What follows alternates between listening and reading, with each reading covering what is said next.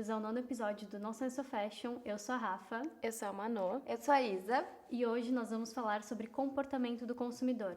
Um assunto que vai muito além de compras e tendências e que é, na verdade, sobre entender como e por que nós consumimos e a forma como isso reflete na forma que a gente se expressa e na nossa construção de identidade. Philip Kotler, que é considerado o pai do marketing moderno e que, inclusive, é o autor de um dos livros que a gente estudou aqui nas nossas cadeiras de marketing, que é Fundamentos de Marketing. Ele explica um pouquinho sobre o comportamento do consumidor. Ele define o comportamento do consumidor como uma área que estuda as pessoas, o comportamento delas, por que elas compram, o que elas compram, em que áreas que elas se interessam mais e o porquê disso. Por que elas descartam produtos, por que elas descartam serviços ou por que elas escolhem esses, a fim de satisfazer alguma necessidade ou algum desejo próprio delas. Assim, o comportamento do consumidor é o conceito que determina as diferentes técnicas para estudar o processo de decisão de compra. Normalmente, ele se inicia por uma necessidade ou desejo e depois ele passa por diferentes etapas até chegar à decisão da compra. Então, basicamente, esse conceito busca entender quais são os fatores, os hábitos, os estímulos que interferem nesse processo. Ele é importante para que as marcas possam definir quais ações e estratégias elas podem usar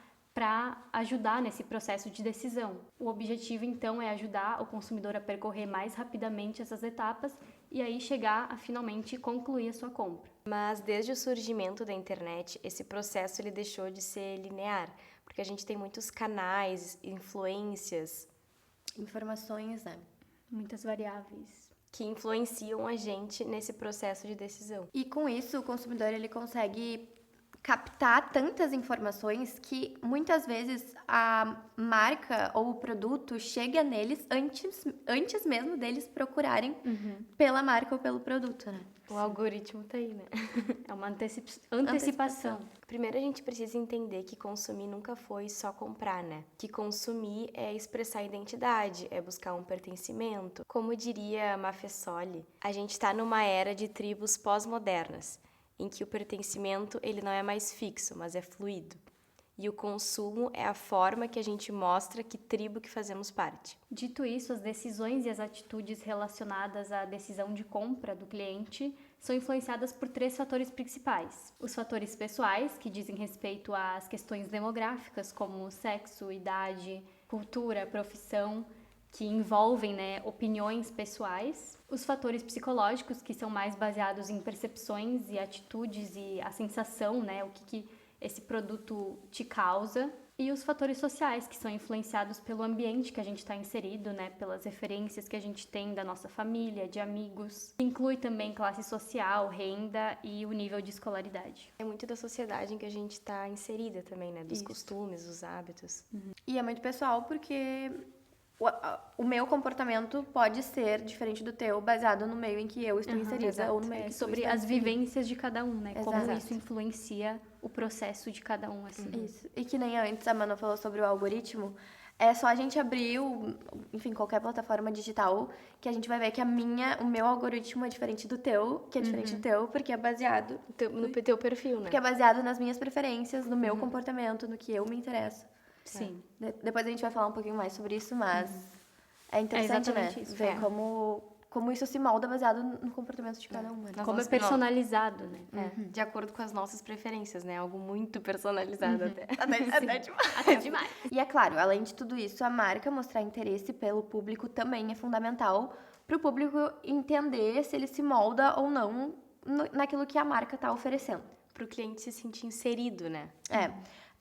Quando uma marca ela se conecta de verdade com as preferências, com as vontades e principalmente com as dores do consumidor, ela cria uma relação de troca muito bacana com ele que se torna fundamental. Quanto mais a marca demonstra interesse, mais o público também se interessa por ela. Mas claro que entender o comportamento do cliente também é mais do que entender o que o cliente gostaria naquele momento. É preciso buscar as ferramentas e os olhares que permitam compreender o contexto, as motivações e as percepções reais do consumidor. E com isso é essencial a marca também se adaptar às mudanças. Porque hoje os consumidores não se conectam da mesma forma com as marcas como eles se conectavam antigamente, Hoje eles principalmente valorizam a inovação, a interação com a marca E além de só o pertencimento do cliente, ele tem muito que se identificar com os valores da marca, né? Ele tem que se sentir, de certa forma, parte daquele universo, né? Estabelecer Exato. uma melhor relação, assim, com a marca. E hoje em dia a gente tem muitas opções, né, na internet, então é um pouco até difícil para a empresa. E hoje em dia é fundamental tu estabelecer essas relações com o teu cliente, porque a gente tem a todo lado muitas informações e muitas novas marcas que podem pegar aquele teu consumidor. Então, tu estabelecer essa lealdade ou fidelidade, né, com o cliente é importantíssimo. E a personalização também, que a gente citou de uma forma meio... Ai, que medo, né? Só que é uma coisa que a gente quer também inconscientemente, porque facilita o nosso processo, né? Eu não preciso mais procurar o produto ele aparece pra mim, entendeu? Exato. E justamente por isso, quem não busca entender o comportamento do consumidor, dificilmente consegue engajar e trazer esse público, transformar e fidelizar eles como clientes, né? Quando essa conexão ela é bem construída, aí gera a fidelização, né? Como tu falou. E um cliente fiel, ele não só vai passar a comprar mais da marca, mas ele vai gerar uma propagação daquela marca, né? O famoso boca a boca, que ajuda a trazer mais consumidores e ajuda nas ações da empresa, né? É nada melhor do que um cliente feliz, né? Que ele vai... A gente vê hoje muito a questão das influenciadoras e dessa propagação das marcas, né? Mas eu acho que a maior influência é a influência da pessoa, que muitas vezes não é paga, mas é a pessoa que gosta do teu É o produto. cliente real, né? É o cliente real. Quando a gente ouve uma recomendação de um amigo, isso nos gera uma confiança naquela marca Exato. e faz a gente ter uma facilidade de consumir, né? Exato. E aí volta naquele detalhe que a Manu comentou também, que hoje o consumidor ele não quer mais só comprar, ele quer também fazer parte de algo, ele quer ser representado, ele quer ver os valores dele refletidos naquela marca. E por isso o produto ele precisa obviamente ser bom e eficiente, mas ele também precisa ser cool, ele precisa ser atraente para o consumidor, ser algo que o consumidor vai almejar. E hoje a gente percebe também nas marcas que as marcas deixaram de ser só produtos, deixaram de ser só a venda de produtos, passaram a ser experiências, né? Então, em outros episódios, a gente também já trouxe como os grupos, né, de leitura, grupos de corrida, grupos de yoga, enfim, os grupos de tudo que muitas vezes são, às vezes, patrocinados ou propagados por algumas marcas daquele nicho, daquele setor, estão trazendo essa questão de pertencimento para os clientes. Sim. E como hoje em dia não é mais só sobre a marca vender o seu produto, mas sobre ela oferecer essas experiências de vida, né? Sim, É produto alinhado ao propósito, né? Exato. E aí o consumidor ele acaba pendendo mais pro lado do storytelling do que pra funcionalidade, né? Ele quer algo que conte uma história, que faça parte da história dele também. Até porque o vestuário é um mercado de entrada e saída fácil, né? Roupa, vestuário, enfim, é algo que tu consegue copiar, né? De certa forma. Claro, embora além da qualidade, que seja um fator muito importante, mas é algo fácil, de certa forma, de fazer. Então, a narrativa que tem por trás é muito importante, né? E é por isso que a comunicação tem que ser feita de maneira certa, né? É ela quem traz o repertório, a linguagem da marca precisa estar alinhada ao público, e é nesse momento que a comunicação, ela se torna um dos pilares principais para o estreitamento ao cliente, né? E claro, além das marcas hoje possuírem essa preocupação com o produto de qualidade, essa preocupação com a comunicação, elas também têm essa preocupação com a velocidade de informação que está tendo hoje em dia. Então, por exemplo, o consumo hoje ele é moldado por cliques imediatos, por promoções relâmpagos, por o algoritmo nos empurrando desejos. Então, não é O tempo inteiro, não né? é nenhuma questão de necessidade. Tipo, a gente muitas vezes, hoje em dia, a gente não compra porque a gente precisa, a gente compra porque a gente quer, ou porque a gente é influenciado ali a comprar, né?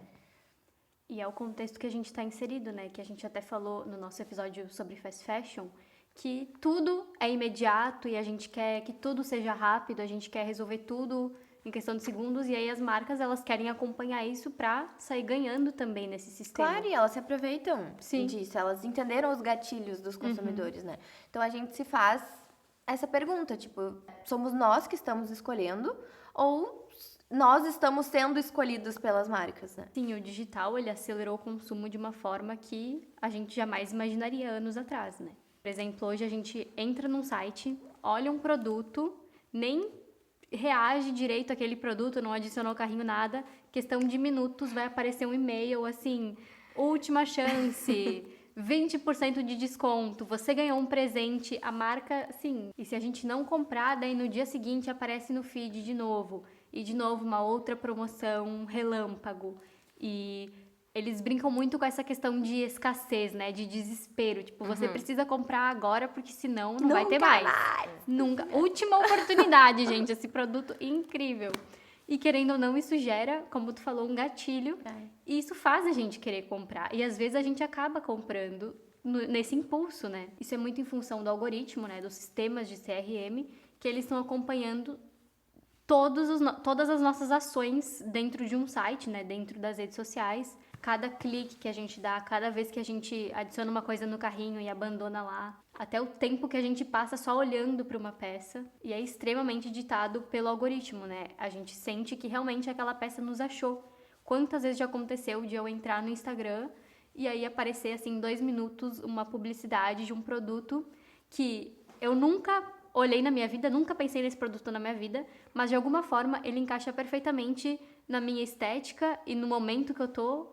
E aí vai gerar aquele desejo repentinamente, assim, um produto que eu nunca tinha pensado, mas que encaixa de alguma forma com as minhas necessidades, porque é tão bem curado pelo algoritmo, o algoritmo ele sabe tanto sobre nós, que ele acerta, entendeu? Sim, é verdade. E sobre o que tu comentou, eu acho interessante falar também sobre as estratégias de CRM, que elas têm muita credibilidade, se tu vê os estudos, assim, porque é impressionante o quanto esse direcionamento ao cliente, que o CRM é isso, né? Tu direcionar o produto ao teu cliente, o que ele mais gosta, enfim, com cliques, mensagens, e-mails, enfim, uma aproximação ao cliente, às vezes só digital ou às vezes até na loja, unificar o teu estoque.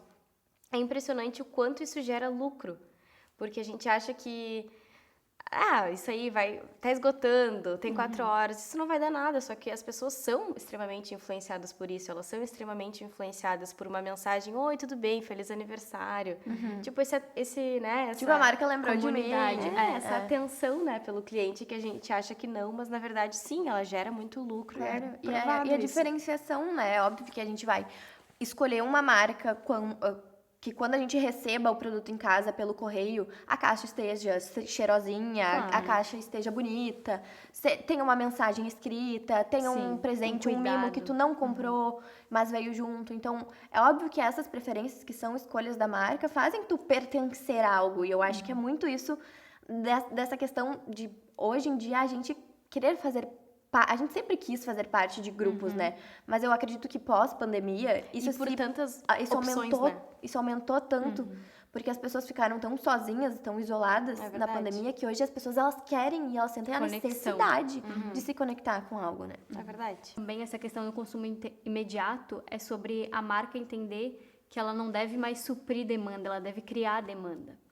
E isso é muito positivo, né, para o sucesso do negócio. Só que aí a gente também tem outra perspectiva, que é a perspectiva do consumidor. Que aí, será que a gente não está caindo num ciclo de consumismo e de um consumo exagerado e desnecessário? E aí tem todas as questões sustentáveis, enfim, sabe? Então, é uma coisa para a gente balança, um pensar pêndulo. também, né? Sim. Sobre a questão de como as empresas pensam isso e se relacionam com isso, com esse sistema, e como os consumidores também se relacionam com isso e como eles devem também manter a consciência apesar disso, né? Sim, a gente tem que ter, nós enquanto consumidores, a gente tem que ter ciente que as empresas, grandes empresas, sabem tudo, né, sobre o comportamento de seus consumidores, sabem as nossas preferências e vão fazer de tudo para que a gente consuma Pra mais. vender. E elas querem o lucro, Óbvio, querem lucro. E nós, enquanto consumidores, a gente tem que equilibrar, saber o que é, né, um gatilho O ali. necessário. O necessário, exato. Mas é muito interessante ver que, enquanto empresa, enquanto corporação, é fundamental tu entender o teu cliente e tu direcionar diretamente para aquele cliente que gosta de, sei lá, de futebol e o cliente que gosta de receita de bolo, tipo num jornal, eu digo.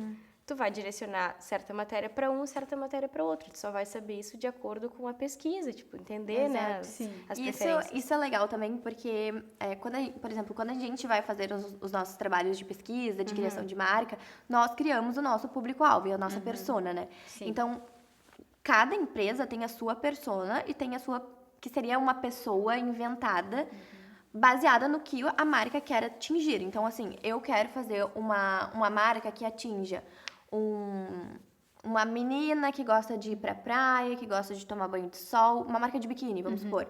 Mas ela também mora na cidade, então ela vai pra praia nos finais de semana. É engraçado, é impressionante, assim, estudar que o comportamento...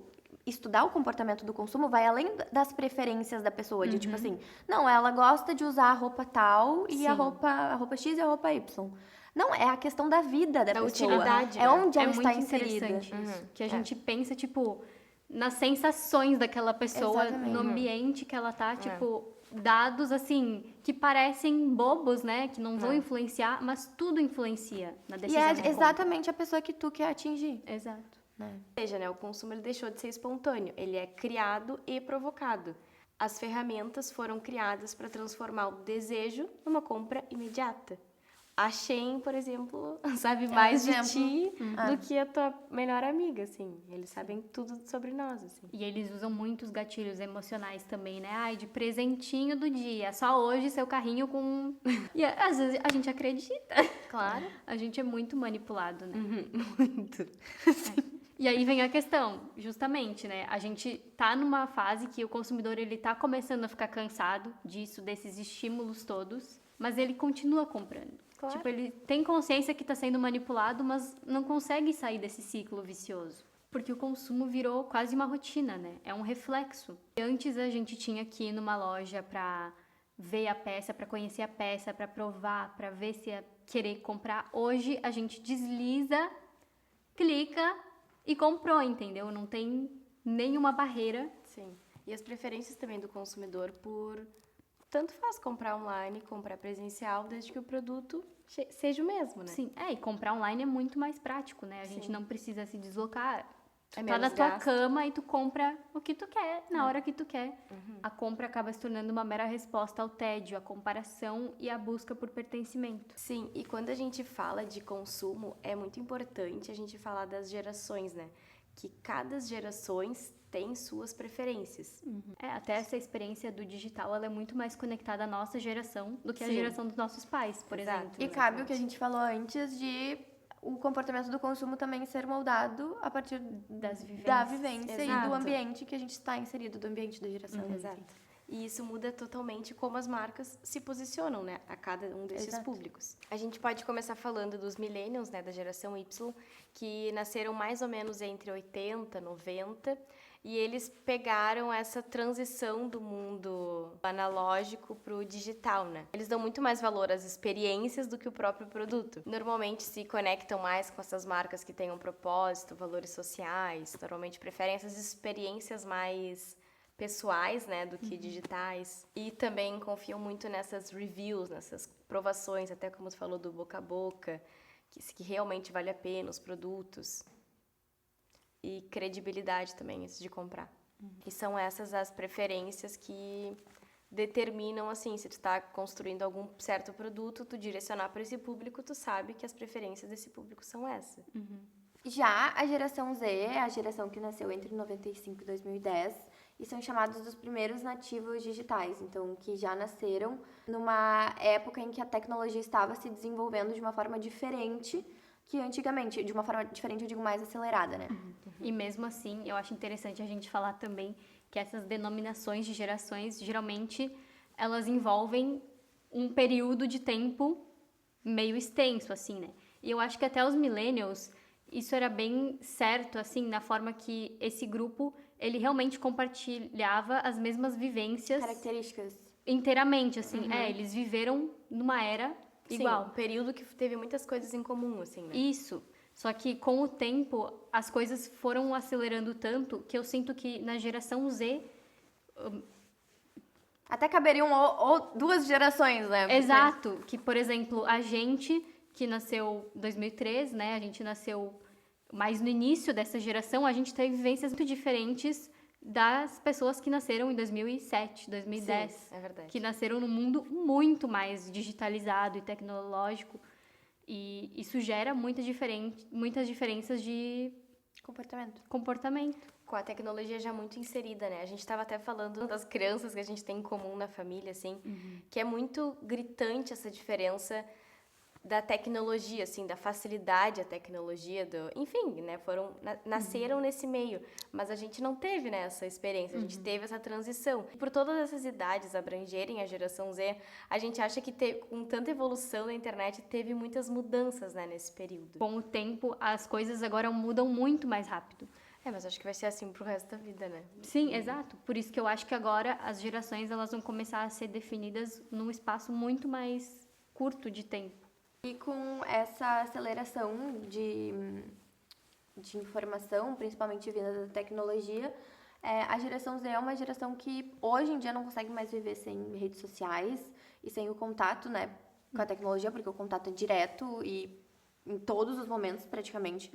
E também é uma geração que é super adaptável ao consumo acelerado. Então até é por isso que o fast fashion faz tanto sentido para essa geração. Não que faça sentido para todo mundo, mas que está tão inserido, né? Sim. Justamente por esse imediatismo, são pessoas muito imediatistas, ansiosas e querem tudo impacientes, né? A gente, com esse avanço de informação, a gente quer tudo pra ontem, porque a gente tem as coisas pra ontem. Querem também trocar de estilo o tempo todo, experimentar e também experimentar assim sem muitos apegos. Só que, claro, existe uma contradição, porque é uma geração que fala muito sobre sustentabilidade, mas ao mesmo tempo é a geração que mais consome, né?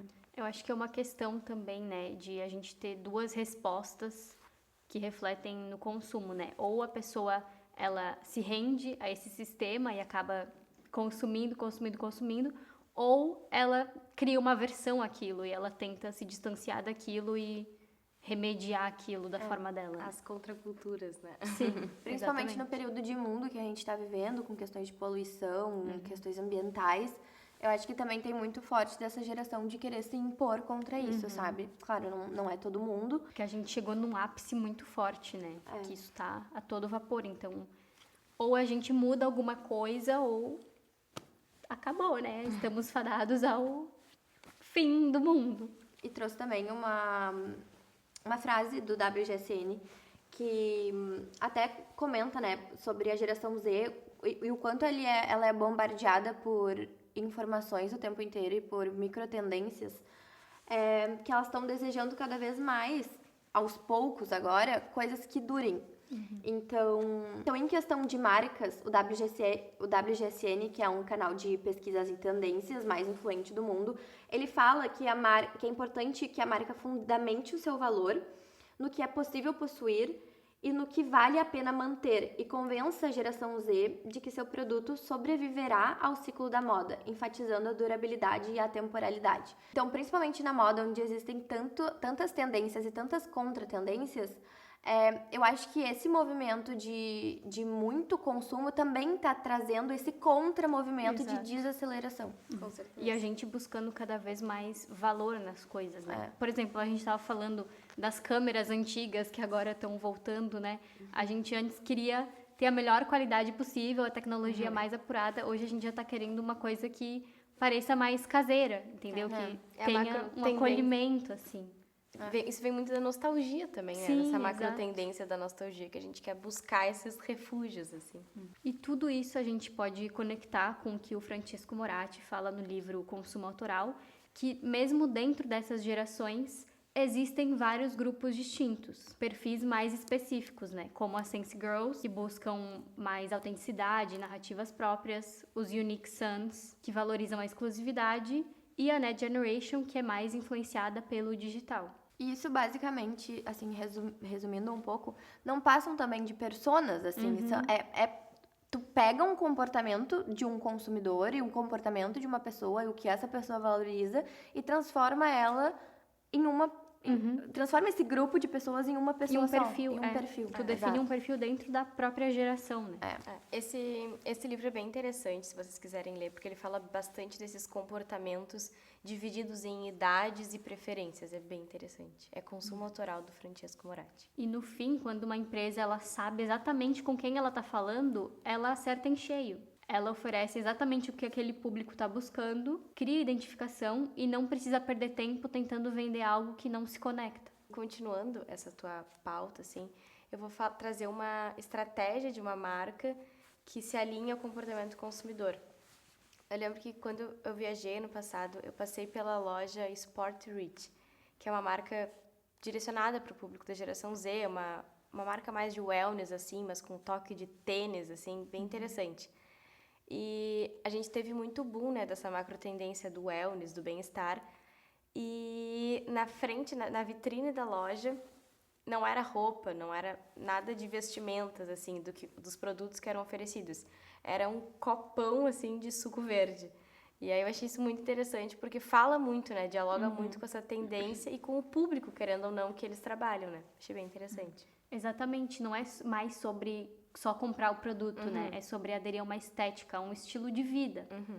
É quase sobre performar, né? A gente não compra mais um tênis, por exemplo. A gente compra a sensação de pertencimento ao grupo que usa aquele tênis. E o mais doido é que o algoritmo, ele sabe muito bem disso. Ele sabe com quem a gente se parece, com quem a gente quer parecer, que grupo a gente quer pertencer. E também é importante lembrar que não é também sobre transformar o algoritmo num vilão, porque ele é, na verdade, uma ferramenta que as marcas usam e que ajuda muito, né, as empresas a funcionarem.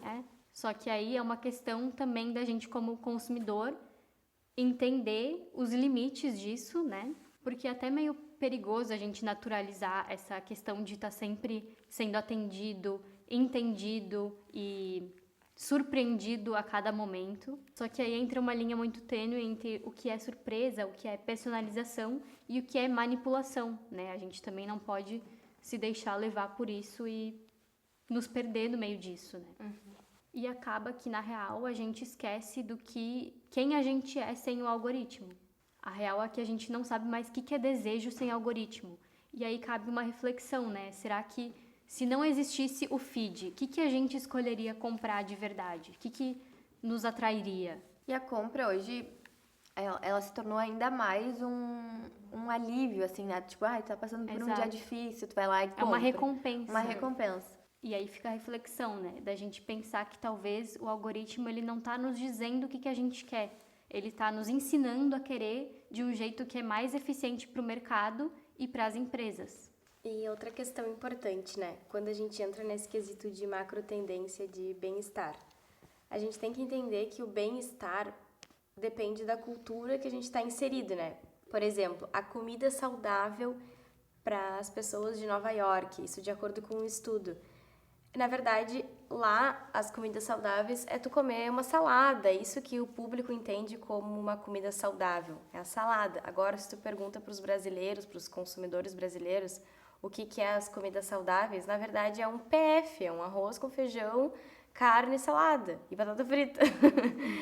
Ou sem batata frita, mas enfim, é um PFzão, tipo, isso remete ao saudável para o brasileiro. Então, isso mostra o quão importante é tu entender a cultura que a macro tendência está inserida. Por exemplo, em Nova York é uma coisa e no Rio de Janeiro é outra coisa, mesmo sendo a mesma macro tendência. Então, eu acho interessante mostrar que o estudo do comportamento também depende da cultura, né?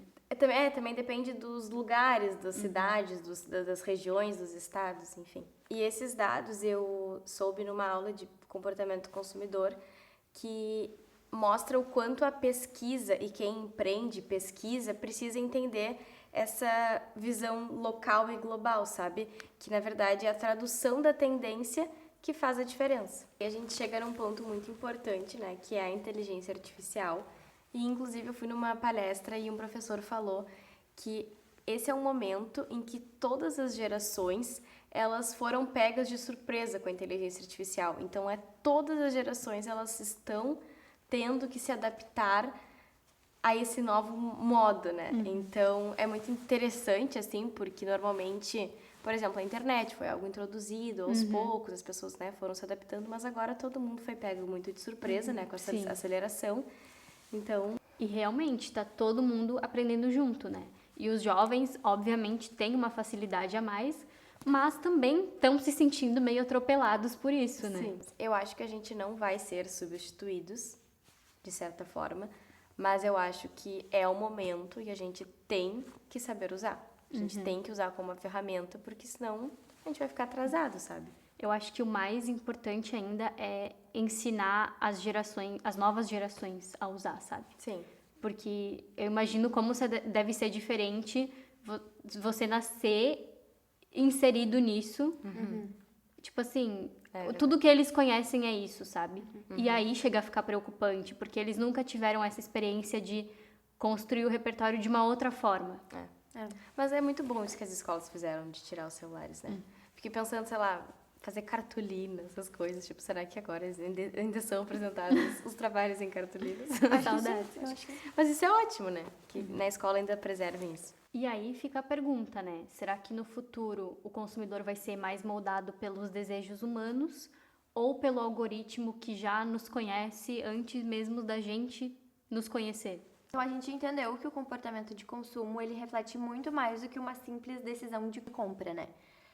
Ele revela os valores, as expectativas e até a forma com que cada geração se conecta com o que as marcas, os produtos e o mundo tem a agregar, né, para cada um. Entender essas mudanças não é somente sobre acompanhar as tendências, mas sim mergulhar no que realmente move cada um, né, no que move as pessoas.